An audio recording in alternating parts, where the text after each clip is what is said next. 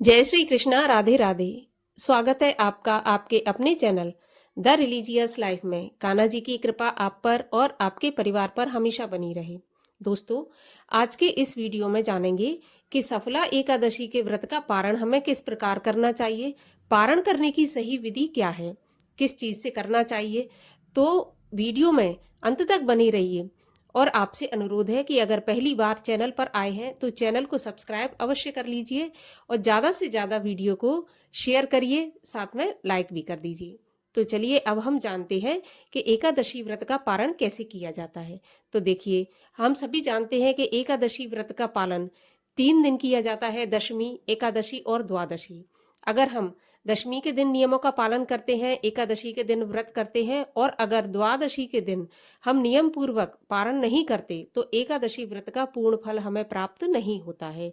भगवान ने स्वयं ये चीज कही है कि अगर एकादशी के व्रत का पारण शुभ मुहूर्त में और पूरे सात्विक रूप से नहीं किया जाता तो एकादशी व्रत करने वाले को उसका पूर्ण फल प्राप्त नहीं होता है।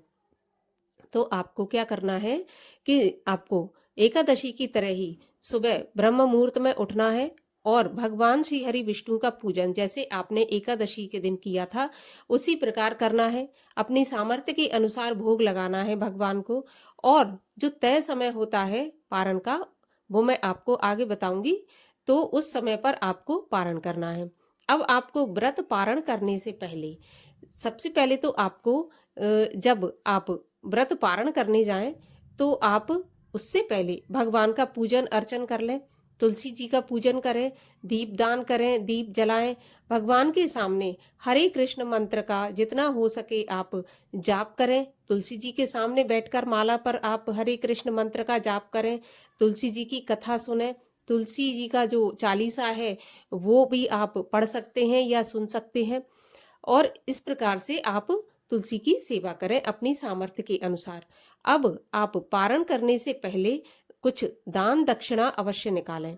अगर आप अपने घर में भोजन बना सकते हैं तो आप भोजन बनाकर किसी ब्राह्मण को खिलाएं। अगर आप भोजन नहीं भी बना सकते तो आप एक व्यक्ति का भोजन निकाल कर रख दें। जो कच्ची सामग्री होती है जिसको कि हम सीधा भी कहते हैं, उसमें सीधे में आप जो भोजन बनता है एक थाली का वो सारा सामान आपको निकालना है। जैसे आटा है, दाल है, चावल है, घी है, मिर्च, नमक, इस प्रकार से आपको चीजें ये सब निकाल कर रख देनी है और किसी मंदिर में या किसी पंडित को आप दान दें। अब हो सकता है पारण के समय पर आप दान ना दे पाए तो आप निकाल कर अलग रख दें और फिर आप दान दे दें उसी दिन, द्वादशी वाले दिन। अब आपको क्या करना है, फिर आप अपने हाथ पर तुलसी पत्र लें और तुलसी पत्र को मुख में रखकर जल से निगल लें। ध्यान रहे तुलसी पत्र को चबाना नहीं है, आप उसको निगल जाएं पारण करने के लिए। आप अगर भोजन आपका तैयार है, आप भोजन बना लिया है तो आप भोजन से भी शुद्ध सात्विक बिना प्याज लहसुन का भोजन आप बनाकर भी भगवान को भोग लगा सकते हैं। तुलसी पत्र अवश्य डालना है उसमें। और उसके बाद आप उसी भोजन से अपना व्रत खोल सकते हैं। अगर आप किसी भी वजह से सुबह भोजन नहीं बना पाते तो आप फल से, तुलसी पत्र से, गंगा जल से, जैसे भी चाहे आप व्रत खोल सकते हैं। बस इतना आपको ध्यान रखना है कि आप जब तुलसी पत्र मुख में रखें तो आप उसको चबाएं नहीं, निगल जाएं और इस प्रकार से व्रत का पारण करें। उसके बाद आप भोजन बना सकते हैं, भोजन कर सकते हैं इसमें। लेकिन हाँ, आपको द्वादशी के दिन प्याज लहसुन वाला भोजन बिल्कुल नहीं करना है। आपको शुद्ध और सात्विक भोजन ही करना है। तो सफला एकादशी के व्रत का पारण 27 दिसंबर शुक्रवार को सुबह 7:12 से और 9:16 तक किया जाएगा। तो आप इसी मुहूर्त में अपने व्रत का पारण करें और सफला एकादशी का व्रत पूर्ण करके अपने जीवन की जो भी कष्ट हैं, जो भी परेशानियां हैं, उनको भगवान श्री हरि विष्णु की कृपा से समाप्त करें।